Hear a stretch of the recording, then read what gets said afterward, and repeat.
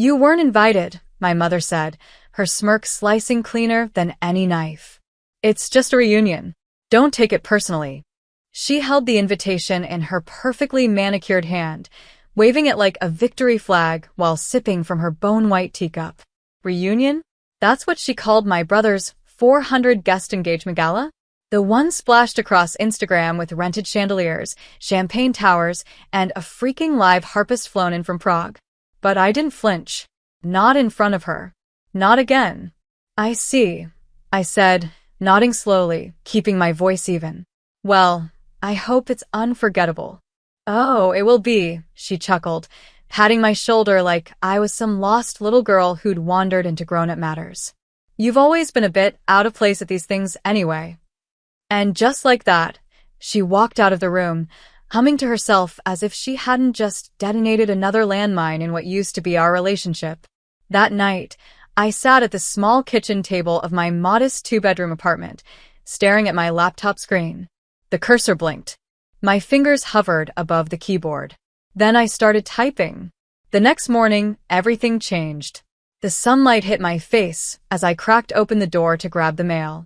I wasn't dressed for anything, just wearing an oversized hoodie, my hair in a messy bun. But what I saw on the other side made me freeze.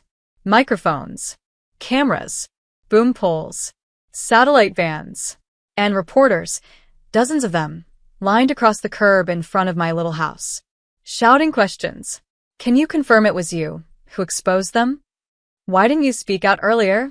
Did your brother really say those things in the recording? Did your mother know? Are you seeking legal action? I blinked, confused, dazed, until my phone buzzed so violently in my hand it nearly dropped. Notifications exploded across the screen. Trending. Hashtag Ava uncovered the truth. I tapped one post.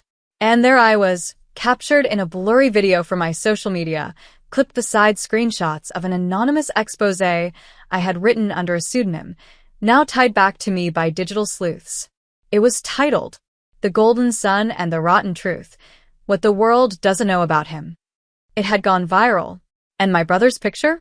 Right next to an audio clip, his voice unmistakable, laughing about the charity funds he borrowed from the Children's Cancer fundraiser for his proposal event. A private recording I hadn't planned on releasing. Not ever. Until that night. Until that smirk. 2 weeks earlier. I had watched him lie. To the donors. To his fiancée. To our entire family. I sat there at a family brunch and listened as he bragged about his new luxury villa, pretending he built it from his business genius. But I knew better. Because I was there the night he came stumbling into my apartment drunk out of his mind, confessing how he siphoned tens of thousands from the charity he helped run, using me as a therapist because no one else gets guilt like you do, Ava. Because I had always been the invisible one, the quiet one, the sweet, artsy disappointment. And I never told. Not about the lies. Not about the night he hit someone and paid them to stay silent. Not about how my mother helped him. But after that smirk, something snapped. Back to present. As the media frenzy grew louder outside my door, I stepped out barefoot. I didn't say a word. Not until I saw her. My mother. Dressed in designer heels, her face pale, lips trembling, not with rage but desperation. Like she had realized too late that the daughter she dismissed wasn't out of place. She was just waiting for her moment. And it had come. I took the microphone offered by a reporter and raised my eyes to the camera. My name is Ava Linton, I said clearly. And this is my story. Not his.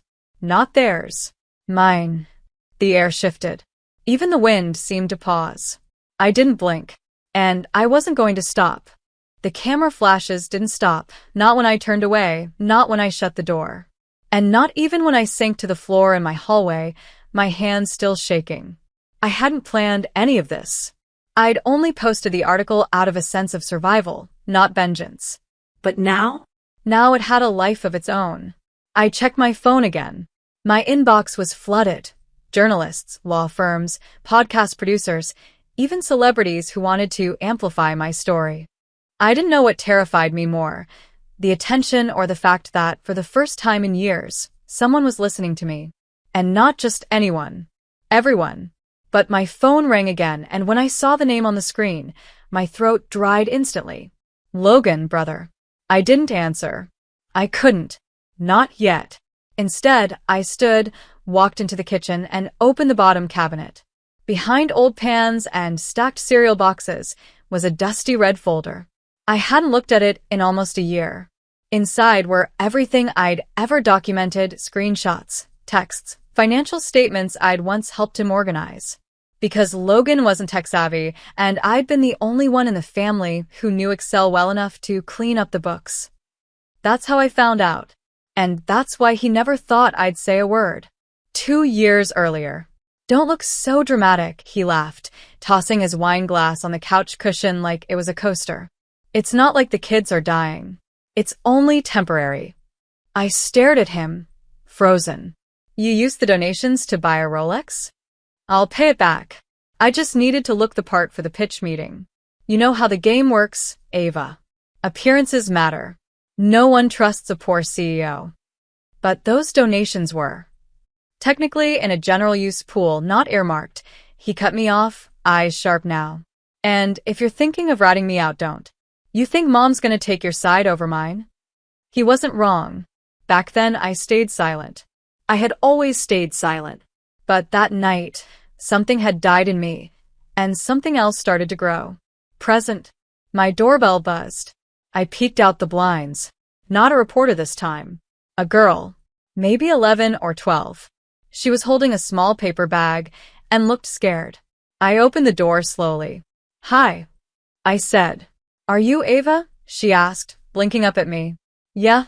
She reached into her bag and handed me a folded envelope, then turned and ran. Inside was a handwritten note. You don't know me, but my little brother was one of the kids in the foundation. When the money stopped, we got evicted. But your story gave my mom the courage to speak up. Thank you for doing what no one else would. Thank you for being brave. Mia C. I read it twice, then a third time. My knees gave out, and I sat on the floor, tears flooding down my cheeks. Because for the first time in my life, being invisible had finally meant something. I saved someone, not by screaming, but by telling the truth. Later that night, I finally picked up Logan's 5th call. Ava, he snapped. No hello, just fury. What the hell did you do? You've ruined everything. There was no apology, no shock, just rage. You were never going to be content until you dragged me down, were you? He seethed. You're jealous. You always were. I held the phone tight, trying to keep my breath even. Jealous of what, Logan? The fraud? The lies? Or the part where I cleaned up your mess and got kicked out of the family for it? You think this makes you a hero? His voice cracked. You think you're better than me now? No, I said softly. I think I finally remembered who I am. Silence. Then he hung up. 2 days later, the charity board issued a public statement. The media frenzy doubled. Investigations were announced. And still, the hardest moment hadn't arrived. It came in the form of a knock. Not press, not police, but her. My mother. She stood at my door, her Chanel coat buttoned all the way up, sunglasses hiding her eyes. Can we talk? She said. No smirk this time. No teacup. No victory lap. Just a mother who looked shaken. I opened the door. She stepped in like she was walking into a stranger's house. I raised you better than this, she began, her voice firm but brittle. Air our private matters to the world? You've humiliated this family. I didn't interrupt. Your brother is facing criminal charges. Your father had to cancel his retirement cruise. Our name is everywhere. I waited. Then I asked, why didn't I get an invitation, Mom? That stopped her. What? To the engagement party. Why didn't I get one? She hesitated, then blinked. Because you would have made it awkward. You're not exactly presentable at these events, Ava. There it was. The truth. The old truth. I looked her dead in the eyes. You mean I'm not controllable? That's what you meant. Her lips parted, then pressed shut. And in that moment, I felt something unexpected. Pity. Because the woman who had always held power over me, who could ruin my confidence with a glance, now looked like someone desperately clinging to a narrative that no longer worked. "I'm sorry it came to this," I said. "I really am. But I'm not sorry I told the truth." She turned, silent, and walked out. Not a goodbye. Not even a glance back. The next time my phone rang, I expected more press. But the voice on the other end wasn't a reporter. It was her. "Hi, Ava," came a soft voice. Nervous. Familiar. "This is Blair." Blair. Logan's fiancé. The one I'd never properly met. The one whose face was plastered all over bridal magazines and brand sponsorships, carefully curated to be America's sweetheart. I felt my jaw tense. "Why are you calling me?" I just... "Can we meet? Please." "Somewhere private." I didn't respond right away. Her voice wasn't the voice of someone defending Logan. It sounded different. Heavy. Like someone carrying a truth she never meant to own. So, I agreed. We met at a nondescript cafe on the east side, far from the reporters and eyes. She came in wearing a hoodie and sunglasses, as if she were the fugitive, not the fiancé of a man who'd scammed half the state. When she sat down, she didn't even try to fake a smile. "I need to tell you something," she said immediately. "Go on," I replied. Blair reached into her purse and pulled out a flash drive. "I know what he did. I have evidence. And it's worse than what you think." My heart stopped. She leaned in, voice barely above a whisper. "He didn't just steal the money. He moved it into multiple shadow accounts. Under your name." I blinked. "What?" "That's why your name was left off the guest list. Why your mother cut you off. They were building a trail. So that if the truth ever came out," she swallowed, "you would be the fall girl." My stomach churned. I opened the folder she gave me when I got home. Password protected. Labeled Truth Vault. Inside, spreadsheets, routing numbers, internal memos, all showing me as the project lead of fake shell companies. My digital signature was on the documents. My name. My emails. Even doctored invoices that linked me directly to Logan's crimes. He'd framed me. All this time. The anger didn't come immediately. It was a slow burn. Like standing too close to a fire and not realizing your skin is blistering until it's too late. That night, I barely slept. I stared at my ceiling, remembering every small favor Logan had asked me to do. Every file he asked me to update. Every signature I thought was a casual formality. It was never casual. I was his insurance policy. A soft, unthreatening sister. The artist. The nobody. Perfect scapegoat. I should have broken down. Cried. Screamed. But I didn't. Instead, I got up, opened my laptop, and began writing again. Only this time, I didn't write anonymously. The second exposé dropped at 8 a.m. He framed his own sister. The truth about Logan Linton. This time, I attached the files. All of them. The doctored signatures. The dates. The false transactions. And side-by-side screenshots proving how my signature had been lifted from earlier tax forms I'd filed years ago. It was clear. He'd planned it all. Down to the reunion. Down to the moment they'd announce his engagement, while quietly erasing me from the family tree, just in time to let the axe fall squarely on me. By noon, the story had reached national headlines. And the fallout? Immediate. A federal investigation was launched. Donors withdrew their support. Sponsors dropped him overnight. And the most unexpected twist? Blair. She went public. Tearfully. In a national interview. She exposed not only Logan's fraud, but something I hadn't known. He'd threatened her. Threatened to expose secrets about her family. Her immigration status. Anything that would keep her silent. She said it all. And when she finished, she ended with one sentence I'll never forget. I wish I had met Ava first. Because she didn't just survive her family, she held them accountable. She's the bravest person I know. I should have felt vindicated. I should have smiled. But the truth is, I felt hollow. Because justice doesn't always come with fireworks. Sometimes it just leaves silence. And in that silence, You sit with the memories of what should have been. The brother I thought I had. The mother I wanted. The family I lost. But what I gained? Myself. And that was something no one could forge. The doorbell rang again. I half expected the FBI. Instead, it was a woman, middle-aged, eyes kind, holding a stack of books. "Are you Ava?" she asked. "Yes.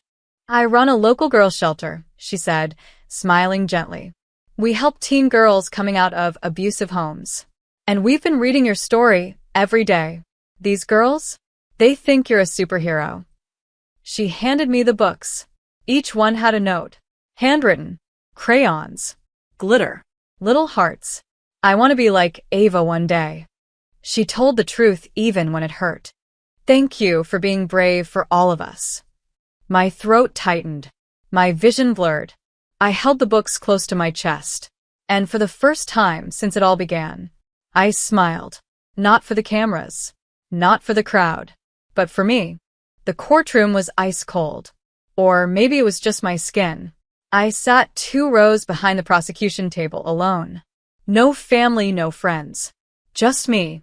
Logan sat ahead, flanked by 2 lawyers, expensive ones. He didn't look like the golden boy anymore. His hair was disheveled. His suit rumpled. He looked smaller, faded, like the shine had been scrubbed off, leaving only rust beneath. The charges were stacked like bricks. Wire fraud, charity fraud, tax evasion, conspiracy, identity theft. Each word felt like a stone. But it wasn't until they read my name into evidence that my stomach twisted. Ava Linton, the defendant's sister, was originally positioned to be the fall party in the fraudulent activity. The jury turned toward me as the prosecution made their case. And all I could think was, this is what being heard feels like. Outside the courthouse, the crowd was thick. Protesters, reporters, advocates, some holding signs that read, "Believe her. Stand with Ava." I never thought I'd become a symbol. But I didn't want fame. I wanted freedom. The night before sentencing, I got a call from an unknown number. I answered without thinking. "Hello." "Ava." It was him. Logan. Jailed, stripped of bail, awaiting sentencing. His voice was raspy. "Hello. Why did you do it?" I asked. No fury. Just a question. A real one. There was a long pause. Then he whispered, "Because I didn't think you'd fight back." That was it. That was the whole truth. He never saw me as weak. He saw me as silent. And that was worse. The next morning, the judge's voice rang through the chamber. "Mr. Linton, you are hereby sentenced to 16 years in federal prison." Gasps. Camera clicks. Hands over mouths. But I didn't flinch. Because in that moment, it wasn't about revenge anymore. It was about release. Afterward, the family group chat, one I hadn't seen in years, lit up. Not with apologies. With silence. Except one. Grandma Linton. She sent me a message that simply read, "I knew you were the strong one. I'm proud of you, sweetheart. Keep shining. Sunflower." I cried when I read it. Because sometimes, one voice of kindness is louder than 100 voices of shame. 2 months later. Life didn't magically get better. I still lived in my modest apartment. Still walked past headlines of my own name. But something had changed. Me. I began volunteering twice a week at the same shelter that reached out to me. I taught art therapy to girls who'd been silenced their whole lives. Girls who reminded me of myself. One day, I walked in and found a mural painted on the wall. A dozen girls had worked on it. It was a phoenix, rising from fire. Underneath it, in messy handwriting, it read, "She didn't burn. She rose." One afternoon, as I packed up my art supplies, a familiar car pulled into the driveway. It was Blair. She stepped out, no makeup, hair tied back, holding a single envelope. "Hey," she said, breathless. "This came in the mail for me, but it was meant for you." I opened it carefully. Inside was a check. $250,000. From a law firm. Apparently, a class action lawsuit against Logan's charity had won a settlement. Because I had helped expose it, I was given a whistleblower's share. I stared at the paper in disbelief. Blair grinned. What are you going to do? I looked out at the girls in the shelter yard. Something good, I whispered. Something real. 6 months later, my house was no longer just a house. It had become something more. A space where broken girls gathered every weekend to learn how to paint their pain into beauty, where laughter spilled from the porch, where healing didn't require perfection, just patience. I named it the Firebird Project, a center for art, therapy, and storytelling for girls from fractured homes. Girls who had been silenced, belittled, overlooked, just like I once was. One day, a girl named Serenity walked in. 14. Skittish. Wouldn't make eye contact. She didn't speak much the first week, but I saw the way her hand gripped the pencil when she drew, like she was holding on to something invisible. Then, on the third Saturday, she quietly handed me a sketch. It was of a girl, standing tall, alone, but unbroken.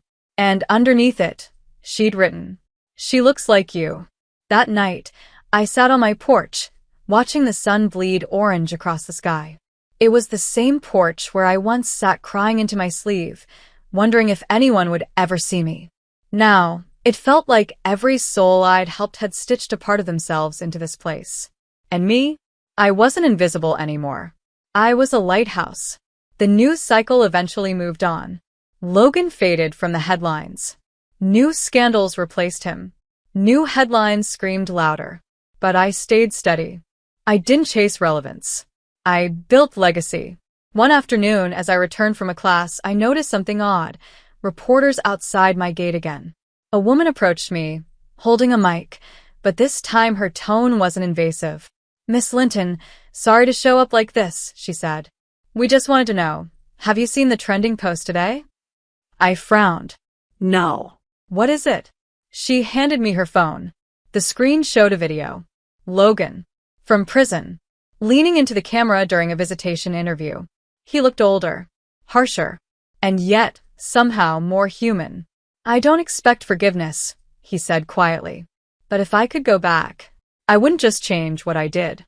I'd tell my sister how strong she really was. And that I see it now. All of it. I see her." The comment section was a storm of opinions.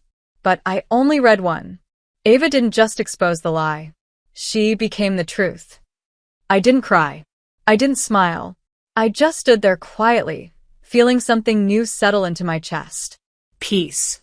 Not because he changed, but because I had. One final letter arrived a month later. From my mother. No return address. No apology. Just 5 short words on a plain, white card. "You were right. I'm sorry." No signature. Just those words. I placed it inside a small box labeled past. I didn't burn it. I didn't frame it. I just let it exist. Because not every wound needs to be reopened. Some just need to be acknowledged. 1 year later, the Firebird Project went national. We opened branches in 5 states. Donations poured in from survivors, celebrities, and schools. I spoke at conferences, told my story, not for pity, but for power. And everywhere I went, I saw her. The quiet girl in the back of the room. The one who thought she didn't belong. The one who thought she had to earn love to deserve space. The one who thought silence was survival. I saw me. And I told her. They were wrong about you. All of them. You're not too soft. You're not too weird. You're not too invisible. You're art. You're fire. You're enough.